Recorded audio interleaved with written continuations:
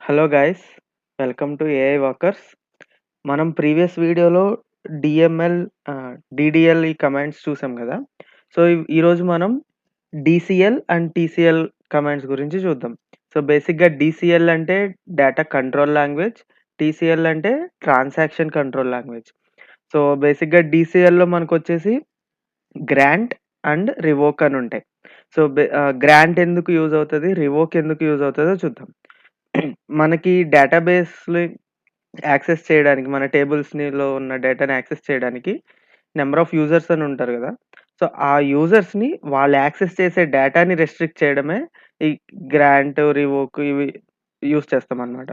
So, బేసిక్‌గా మనకి grant syntax ఏంటి అంటే, గ్రాంట్ మన ప్రివిలేజ్ నేమ్ అంటే సెలెక్టా లేదా ఇన్సర్టా, అప్డేటా ఏదైతే అనుకుంటామో మన ప్రివిలేజ్ నేమ్స్ ఆన్ అక్కడ మన టేబుల్ నేమ్, ఆబ్జెక్ట్ నేమ్ వచ్చేసి టేబుల్ నేమ్ టు యూజర్ నేమ్. ఆ యూజర్ ఎవరైతే ఉంటారో వాళ్ళ user name ఇస్తామనమాట.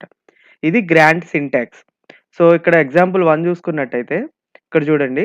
Grant select on employees. So, employees టేబుల్‌కి ఓన్లీ సెలెక్ట్ అనే ప్రివిలేజ్ మట్టుకే గ్రాంట్ చేస్తున్నాం. టు యూజర్ ఎవరికి? కృష్ణ అనే యూజర్‌కి. Same again in the example 2లో చూడండి. Grant, select, insert, update, delete మనం ఇక్కడ 4 ప్రివిలేజెస్ ఇస్తున్నాం. ఆన్ ఈసారి ఆర్డర్స్ టేబుల్ మీద. సో, ఎంప్లాయీస్ టేబుల్‌కైతే ఓన్లీ సెలెక్ట్ ఇచ్చాం. ఆర్డర్స్ టేబుల్ మీద సెలెక్ట్, ఇన్సర్ట్, అప్డేట్, డిలీట్ ఈ 4 ఇచ్చామన్నమాట సేమ్ యూజర్‌కి. సో, ఇవి గ్రాంట్. సో, ఈ గ్రాంట్ యూజ్ యాక్సెస్ ఇవ్వడం వల్ల ఆ పర్టిక్యులర్ టేబుల్స్ మీద ఎంప్లాయీస్ అవ్వచ్చు, లేదంటే ఆర్డర్స్ అవ్వచ్చు. మనం ఏమైతే ప్రివిలేజెస్ ఇచ్చామో వాళ్ళు ఆ ప్రివిలేజెస్ మట్టుకే యూజ్ చేయడానికి యూజ్ అవుతది. Next revoke. సో, సేమ్ ఏమైతే మనం గ్రాంట్ యాక్సెస్ ఇచ్చామో వాటిని మనం రివోక్ చేయాలి అంటే, ఆ యాక్సెస్ తీసేయాలి అంటే రివోక్ అనే కమాండ్ యూజ్ చేస్తాం. సో, సేమ్ దీని సింటాక్స్ చూడండి. రివోక్ ప్రివిలేజ్ నేమ్ ఏమైతే రివోక్ చేయాలనుకుంటున్నామో ఆ privilege name on object name అంటే మన టేబుల్ నేమ్ ఫ్రమ్ యూజర్. ఇక్కడ గ్రాంట్‌లో చూస్తే టు యూజర్ అని ఇస్తాం.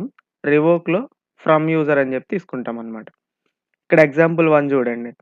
రివోక్ సెలెక్ట్ అనే ప్రివిలేజ్‌ని రివోక్ చేస్తున్నాం. ఆన్ ఎంప్లాయీస్ టేబుల్ మీద. ఎవరికి? ఫ్రమ్ కృష్ణ. సేమ్ ఎగ్జాంపుల్ 2లో ఇన్సర్ట్, అప్డేట్, డిలీట్.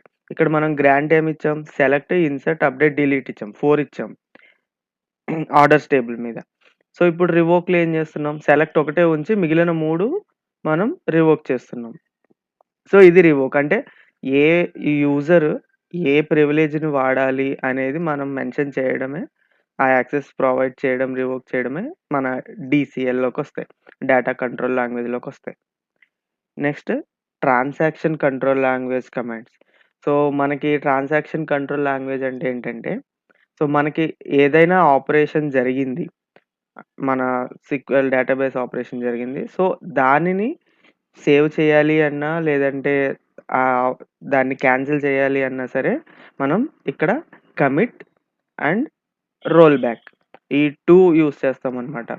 సో, ఇక్కడ ఎగ్జాంపుల్ చూసుకున్నట్టయితే, ఇక్కడ చూడండి బిగిన్ అంటే జస్ట్ ఆ ట్రాన్సాక్షన్ స్టార్ట్ అవుతుంది. అంటే ఇక్కడ మనం చేసే ట్రాన్సాక్షన్ ఏంటి? Insert into. సో, మన ప్రీవియస్‌గా మనం క్రియేట్ చేసిన టేబుల్‌కి హీరో అండ్ డైలాగ్ టేబుల్‌కి ఇన్సర్ట్ ఆపరేషన్ చేస్తున్నాం. సో, దాన్ని చేయడానికి ముందు ట్రాన్సాక్షన్‌ని స్టార్ట్ చేసాం. ఇక్కడ ఇన్సర్ట్ అని చెప్పి వాల్యూస్ పాస్ చేసాం. కింద కమిట్ చేసాం. కమిట్ చేయడం వల్ల ఏమవుతదంటే, మనం ఏమైతే ఈ చేంజెస్ చేసామో ట్రాన్సాక్షన్‌లో అంటే ఇన్సర్ట్ చేసామో, ఇవి ఆ టేబుల్‌లో స్టోర్ అవుతాయి. సేమ్ ఇలాగే రోల్ బ్యాక్ చూడండి. రోల్ బ్యాక్ కూడా అంతే. ఇన్సర్ట్ చేసాం. కానీ మనకి అది వద్దు అనుకున్నాం. సో, అప్పుడు రోల్ బ్యాక్ చేస్తాం. రోల్ బ్యాక్ చేయడం వల్ల ఏమవుతదంటే, అది ఇన్సర్ట్ అవ్వకుండా ఉంటది. సో, ఇప్పుడు మీరు చూస్తే ఇక్కడ చూడండి. సో, ఫస్ట్ నేను మన టేబుల్‌ని క్వెరీ చేస్తున్నాను. Hero and dialogue. మనకి 3 రికార్డ్స్ ఉన్నాయి. ఓకే. సో, నేనిప్పుడు ట్రాన్సాక్షన్ బిగిన్ చేశా. ఈ ఇన్సర్ట్ రికార్డ్‌ని నేను ఇన్సర్ట్ చేస్తున్నాను. ఓకే. ఇన్సర్ట్ అయింది. ఇప్పుడు మనం క్వెరీ చేసే టేబుల్ చూడండి. ఫోర్త్ రికార్డ్ వచ్చింది గదా. సో, నేను దీన్ని సేవ్ చేస్తున్నా. కమిట్ చేస్తున్నా. సో, నెక్స్ట్ ఇంకొకటి ఇంకొక ట్రాన్సాక్షన్ స్టార్ట్ చేసి ఇక్కడ నేను సేమ్ రికార్డ్స్‌కి హీరో ఐడీ 5 అని ఇస్తా. సేమ్ అగైన్ మళ్ళీ నేను ఇన్సర్ట్ చేస్తున్నా. 5 అనే హీరో ఐడీ ఇచ్చి. సో, ఇప్పుడు మనం టేబుల్‌ని క్వెరీ చేస్తే చూడండి 5 రికార్డ్స్ వచ్చాయి. ప్రీవియస్‌గా 4 ఉన్నాయి. ఇప్పుడు 5 వచ్చాయి. సో, ఇప్పుడు నాకు ఇదొద్దు. నేను తీసేయాలనుకుంటున్నా. సో, ఇక్కడ కమిట్ ప్లేస్‌లో రోల్ బ్యాక్ అని ఇస్తా. ఓకే. ఇప్పుడు రోల్ బ్యాక్‌ని ఎగ్జిక్యూట్ చేశాను. సో, అదేం చేస్తది అంటే ఏదైతే మనం ఫిఫ్త్ రికార్డ్ ఎంటర్ చేసామో ఆ రికార్డ్‌ని రోల్ బ్యాక్ చేస్తదనమాట. అంటే ఆ రికార్డ్‌ని డిలీట్ చేసేస్తది.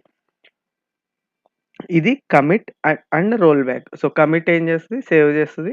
రోల్ బ్యాక్ ఏం చేస్తదంటే మనమే ఏదైతే ఇన్సర్ట్ ఆపరేషన్ చేసామో దాన్ని డిలీట్ చేస్తది. సో, ఇది కమిట్ అండ్ రోల్ బ్యాక్.